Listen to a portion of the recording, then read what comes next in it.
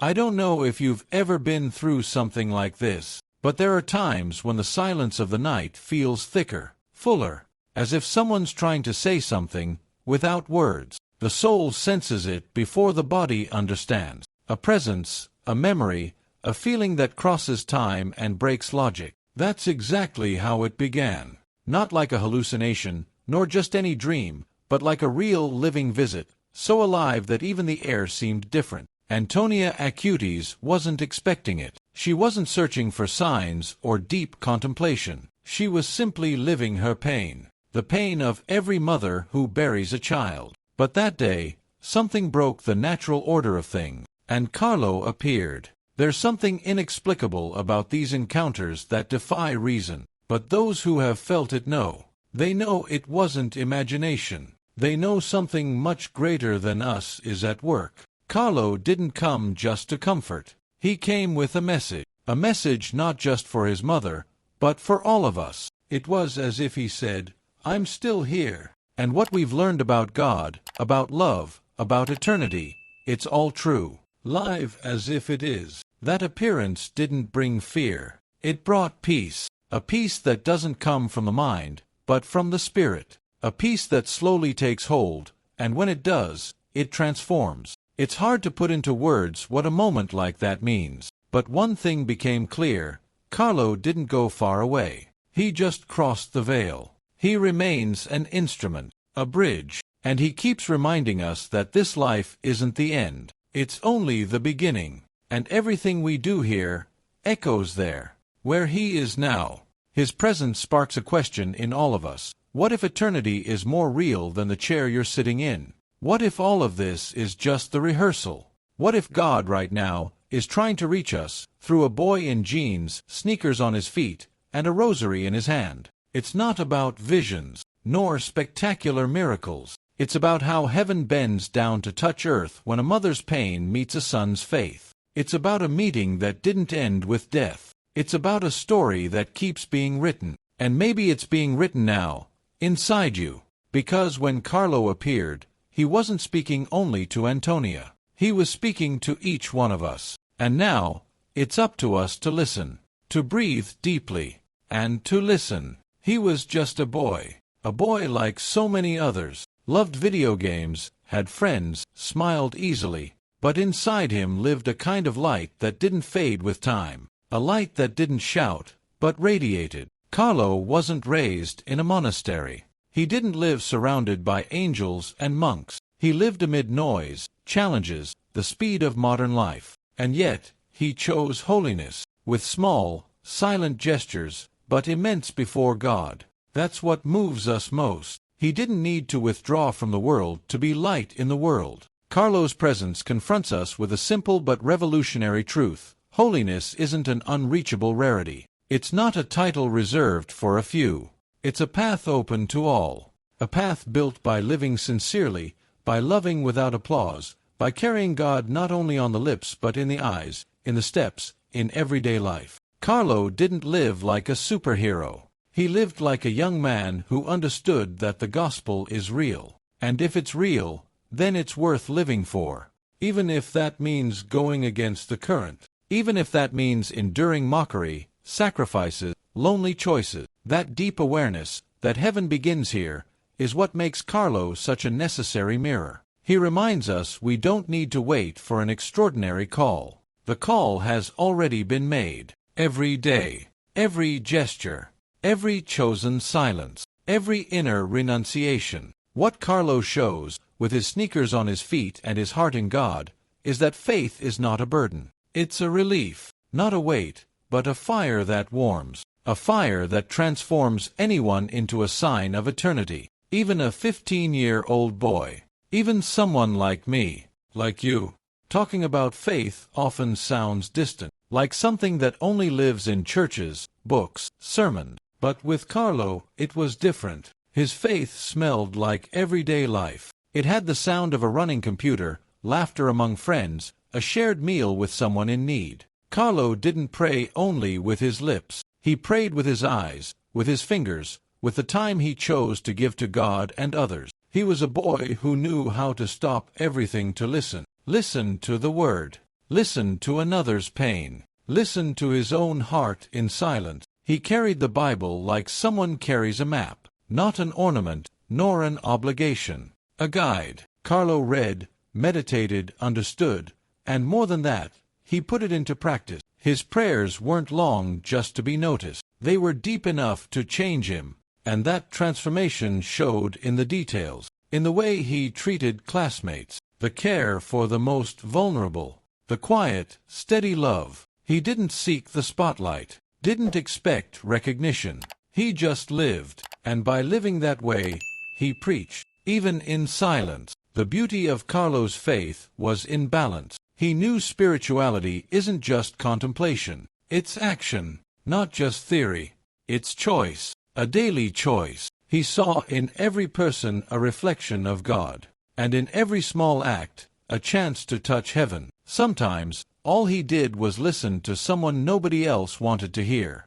Other times, he shared his lunch, or patiently explained a task. But there, in that simplicity, lay greatness. Carlo was a bridge between prayer and practice, between what one believes and what one lives, and that is faith incarnate, faith that breathes, faith that transforms. The diagnosis came like a cold sentence. Leukemia, a word that cuts, that paralyzes, that pulls the ground from under your feet. But Carlo did not back down. He didn't rebel. He didn't sink into self-pity. Instead, he offered his pain like someone offering flowers, offered his fevers, his nausea, his fears, like a silent prayer. Not because he didn't feel, but because he understood that even in pain, there is a mystery that draws near, that purifies, that reveals the face of a God who also suffered.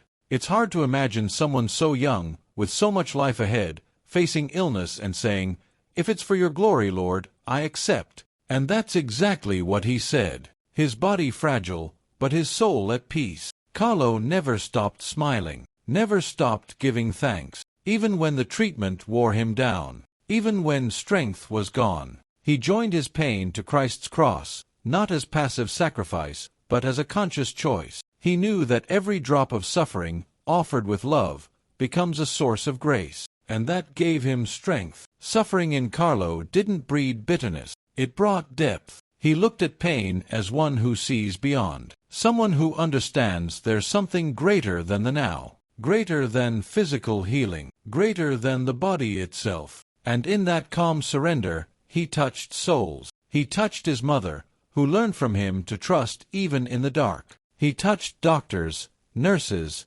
classmates. He touched heaven. Because the true healing, Carlo understood early, isn't the absence of pain, it's God's presence in the midst of it. And that's how he lived until the end. Not as a sick boy, but as a worshiper. Loving others was, for Carlo, a natural extension of his love for God.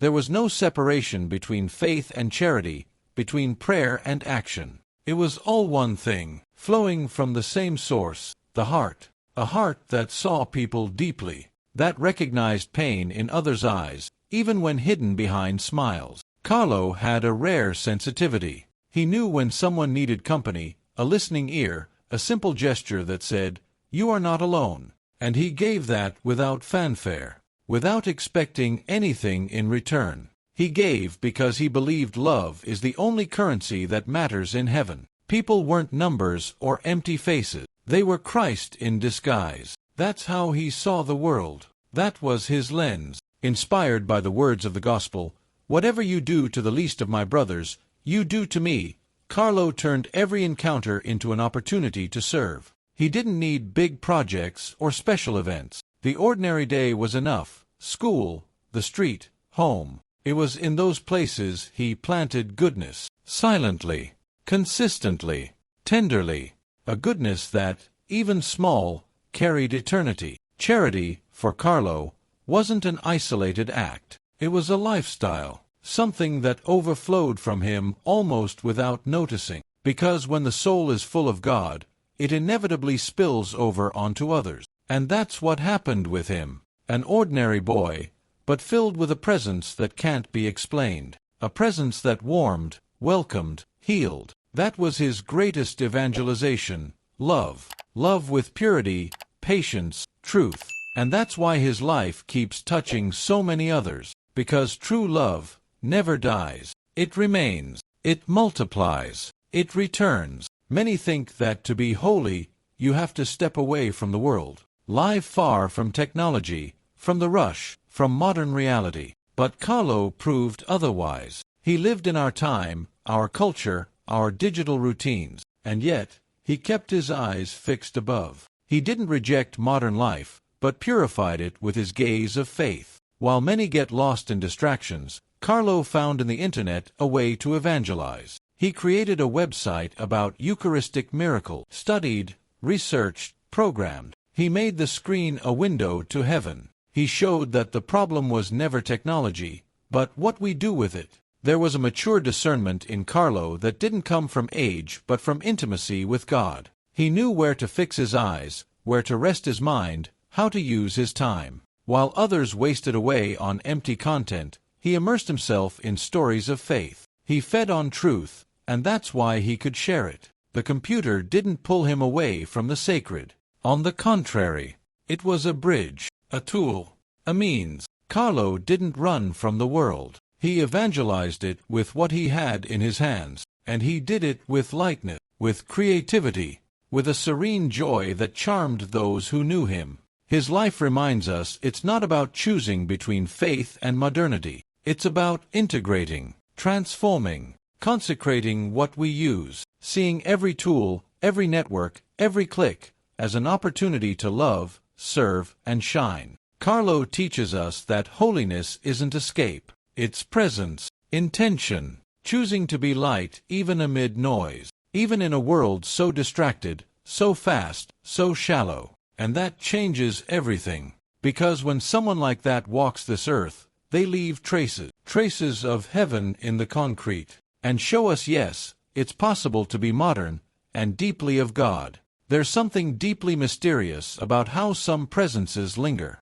even after death, even after mourning, silence, physical absence. With Carlo, that presence is almost tangible, not just as memory, but as a living intercession. There are stories, dreams, signs, answered prayers, tears turned into comfort, lives changed course after a simple request made to him. Mothers find peace. Young people reclaim faith. People start breathing inside again after long living only on the surface. Carlo became a bridge, not just by memory, but because he keeps acting, keeps praying, keeps loving from the other side of eternity. His mother speaks of this with a serenity only those who have lived the impossible can share. She doesn't despair telling it, doesn't try to convince. She simply recounts what she felt, what she saw, what she understood after that encounter, as if the veil between worlds lifted for a moment. And in that moment,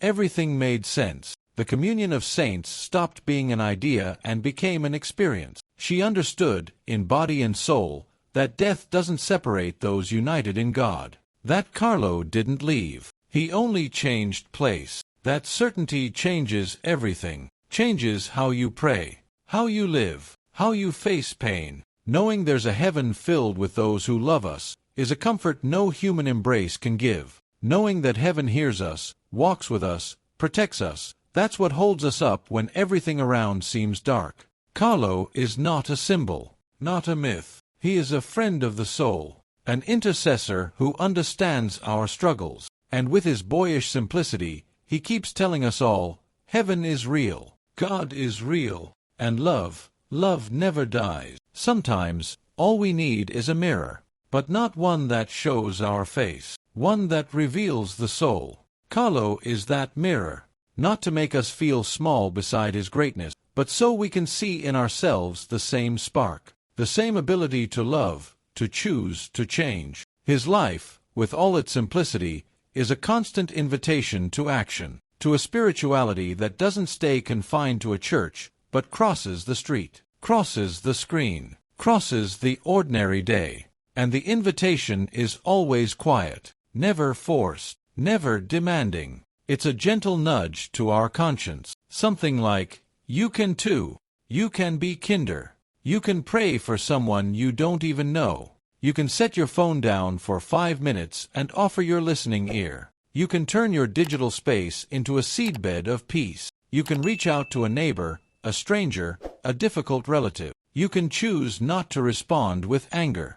You can truly be a loving presence where everyone else just rushes by. And you can do all this without moving, without changing jobs, without waiting for a special sign. You can start now, in the quiet of your own world. Carlo inspires us because he's not unreachable. He's familiar. He sees us in our weaknesses, our fears, and shows us that we don't have to be perfect to touch heaven.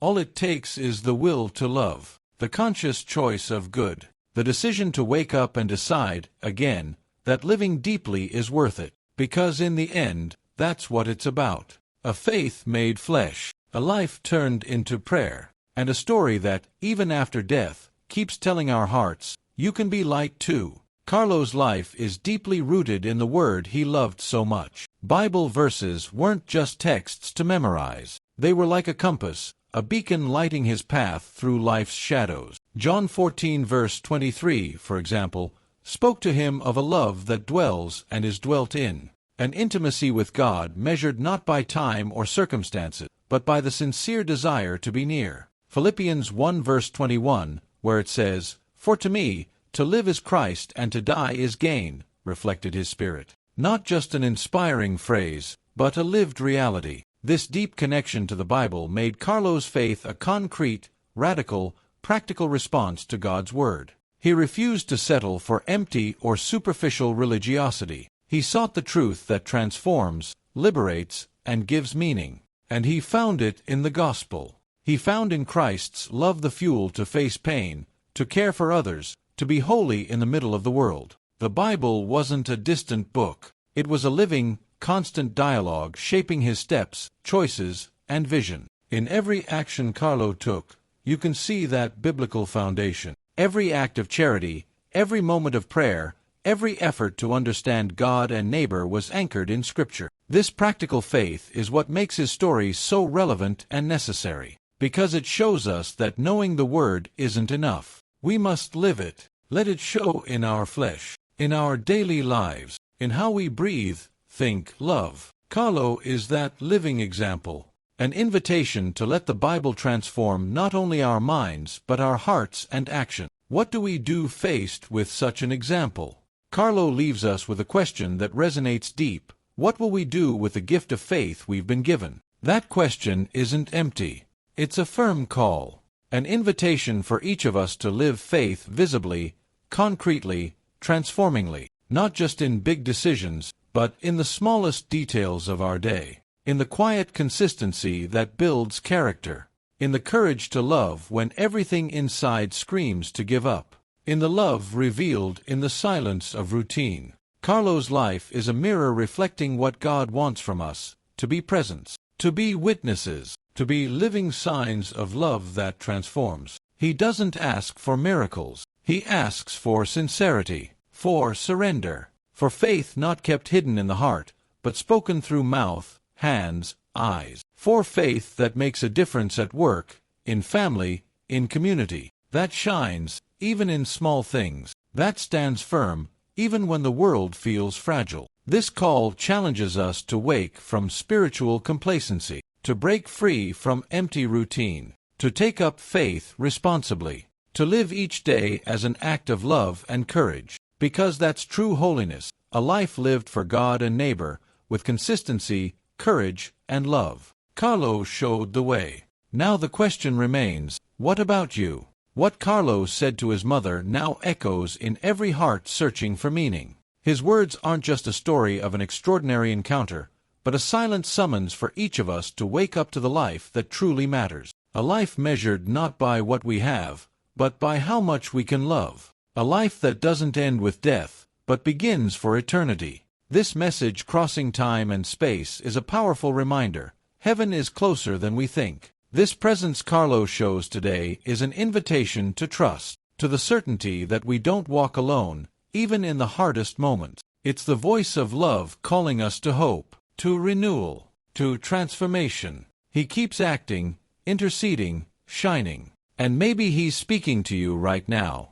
In that quiet place inside, that restless doubt, that desire for change still searching for form. The answer lies in the simple act of being open, welcoming this present, letting faith come alive in every gesture, every word, every breath. Because when faith is lived this way, it becomes light in the dark, a beacon that guides, warms, saves. And that's the light Carlo, even after leaving us, wants to kindle in each of us. So we never forget, love wins, always wins. Maybe right now you stand at a quiet crossroads, an inner fork where everything can change. Carlo's example isn't just to admire from afar. It's an invitation for each of us to begin, or begin again, to live more deeply, with more purpose, with more love. Life is made up of those small, steady choices that, added together, change the course of our destiny. And that change begins within you. You don't have to wait for a special moment, or perfect conditions, or the absence of hardship. Carlo didn't live a life without challenges, but he lived with a faith that made him invincible in the face of them. And it's that faith he wants to pass on. A faith that doesn't hide, that doesn't settle, that refuses emptiness, that fights, that loves, that persists, that waits, that believes, that is reborn. This faith is the quiet strength that can renew your story, your daily life, your heart. So take a deep breath. Feel that call. Let it sink in. Let it change you.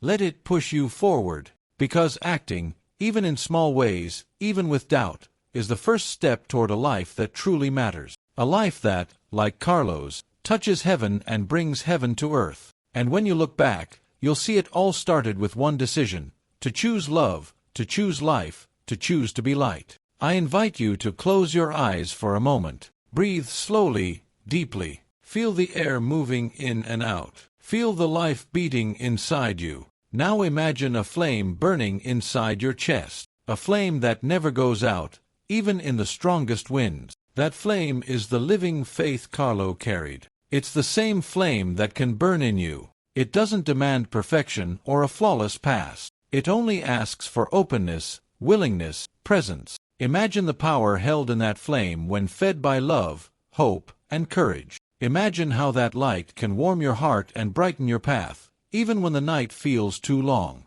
Carlo shows us that this flame isn't reserved for saints in distant stories. It's real for anyone who chooses to live with purpose, who decides to wake up to the beauty of spiritual life amid the everyday. And when that flame ignites, everything changes. Fear loses its grip. Loneliness turns into company. Emptiness fills with meaning. Pain becomes a lesson. Life becomes prayer. You are not alone. You never were. That flame is the sign that heaven is already in you, that God dwells in your heart, that you are loved. And just like Carlo, you can be a light in the world. Carlo's journey didn't end when he left this world. On the contrary, it stretches beyond what we see, beyond time itself. His story lives on in the lives he touches, the hearts he awakens, the souls he comforts. It's a story of hope that defies logic, that moves through pain and reveals the beauty of love without end.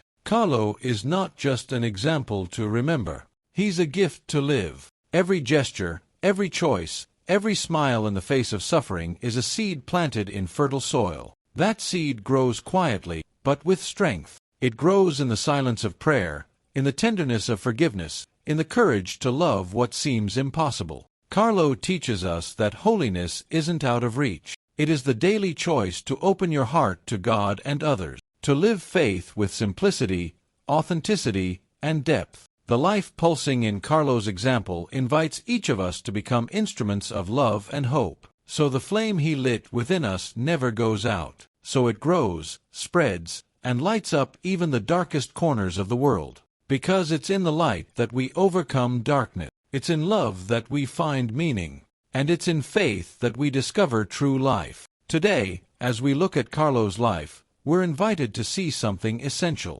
Holiness is for everyone.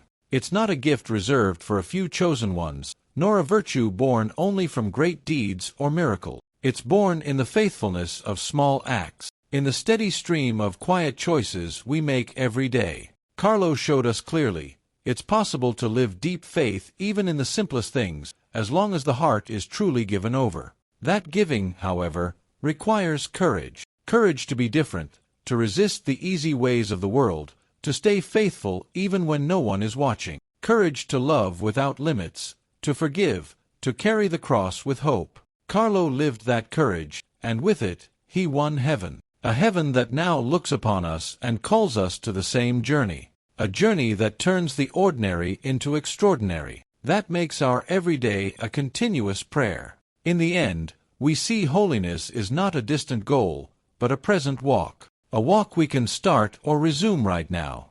All it takes is for the desire to bloom inside us, for the Spirit to move, for us, like Carlo, to make life a surrender of love. And so, with every step, every act, every prayer, we build a brighter world. A world where love wins, always wins. If you've come this far, maybe you feel something new stirring inside you. A gentle restlessness, a silent call. That restlessness is the beginning, the first step toward real change. Carlo isn't just a young man from the past. He's a sign for today. A mirror reflecting what we can be, what we're called to be. He invites us to look inside, to recognize the spark of divinity living in each of us. It's not about perfection. It never was. It's about truth, authenticity, courage to live a faith that's more than words but action. That doesn't hide but shows. That doesn't settle but fights. This is the light Carlo ignited,